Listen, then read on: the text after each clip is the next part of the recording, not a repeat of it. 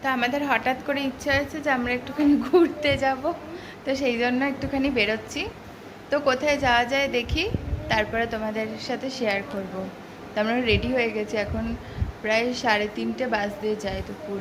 তো বেরোই আগে, দেখি কোথায় যাওয়া যায়, তারপরে তোমাদেরকে দেখাচ্ছি বাকি পরের। এই ভিডিওটা 13 সেপ্টেম্বর করা। তো 14 সেপ্টেম্বর আকাশের জন্মদিন ছিল। তো আমার একটু ইচ্ছে ছিল কোথাও পুজো দেবার। আজকাল সোশ্যাল মিডিয়ার জন্য আমরা অনেক ইনফরমেশনই খুব সহজেই পেয়ে যাই।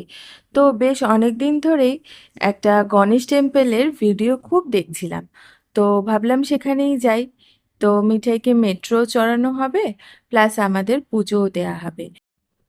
তো যেরকম ভাবা সেরকম প্ল্যান। তো সেই অনুযায়ী আমরা বেরিয়ে পড়লাম। প্রথমে আমরা চলে গেলাম সেক্টর 5 মেট্রো স্টেশনে।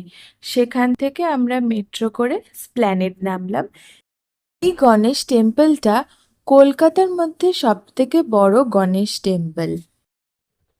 তো স্প্ল্যানেডে নেমে সেখান থেকে আবার লাইন চেঞ্জ করে আমাদের অন্য মেট্রোতে উঠতে হবে। তো সেটাই এখন আমরা যাচ্ছি। সকাল 6:45 থেকে দুপুর 12:30 অবধি এবং বিকেলবেলা 4:30 থেকে রাত 9টা অবধি এই গণেশ টেম্পলটা খোলা থাকে। এখানে এই মেশিনটা দেখে ছোটবেলার কথা মনে পড়ে গেল।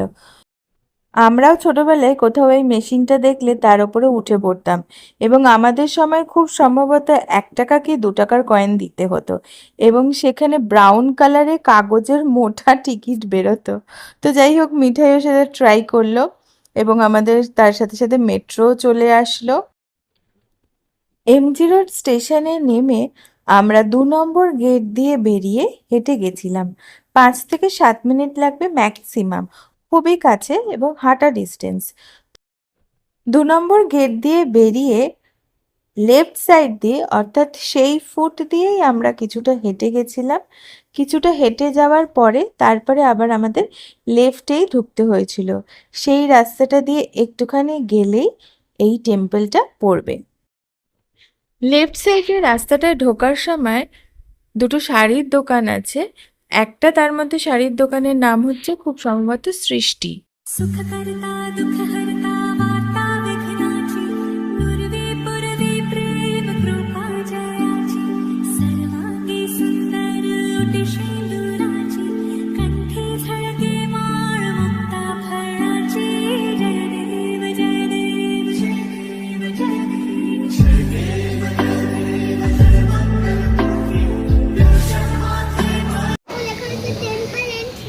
হ্যাঁ, আমরা এখান থেকে প্রসাদ নিলাম পুজো দেওয়ার জন্য।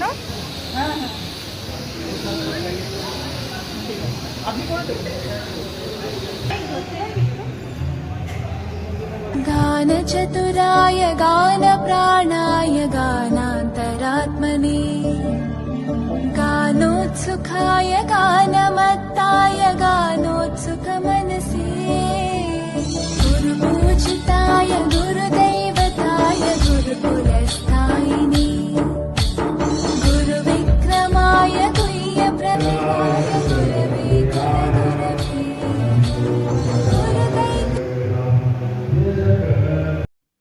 মন্দিরে ঢুকেই ওখান থেকে তোমরা ডালা পেয়ে যাবে পুজো দেওয়ার জন্য, এবং চাইলে ওখান থেকে শুকনো প্রসাদও প্যাকেটে থাকে।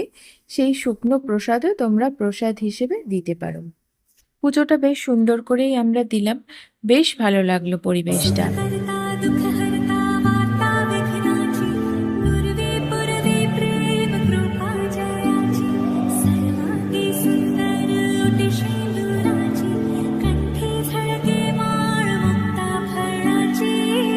পুজো দেওয়ার পরে আমরা কিছুক্ষণ ভেতরে বসেছিলাম, বেশ ভালো লাগছিল বসে থাকতে।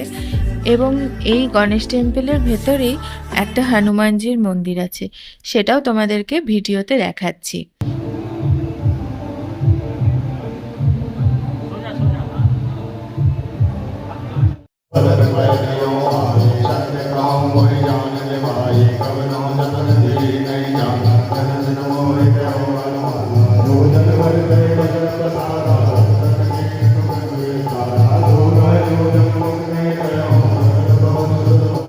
এই যে এখানে আমরা বেশ কিছুক্ষণ বসেছিলাম, আর এই মন্দিরের সামনে দুটো বড় বড় ইঁদুরের মূর্তি আছে। নন্দীর কানে কোনো উইশ বললে যেমন সেটা ফলপ্রসূ হয়, ঠিক সেরকমই নাকি এই ইঁদুরের কানে কোনো উইশ বললে সেটাও নাকি ফলপ্রসূ হয়। তো সেই যেরকমই আমি মিঠাইকে বললাম, যাও তোমার যদি কোনো উইশ থাকে তাহলে তুমি সেটা বলে এসো। তো সেইটাই মিঠাই এখন করতে গেছে। আর ভিডিওতে যে তোমাদের বলেছিলাম যে এই গণেশ টেম্পলের ভেতরে একটা হনুমানজির মন্দির আছে, এই হচ্ছে সেই হনুমানজির মন্দির। তারপরে আমরা পুজো দিয়ে বেরিয়ে ওখানে প্রসাদ দিচ্ছিল, সেই প্রসাদ নিয়ে আমরা ওখানে প্রসাদ খেলাম। তবে বলে রাখি, প্রসাদে ছিল লাড্ডু এবং দই ভাত, যেটাকে আমরা প্রথমে পায়েস ভেবেছিলাম।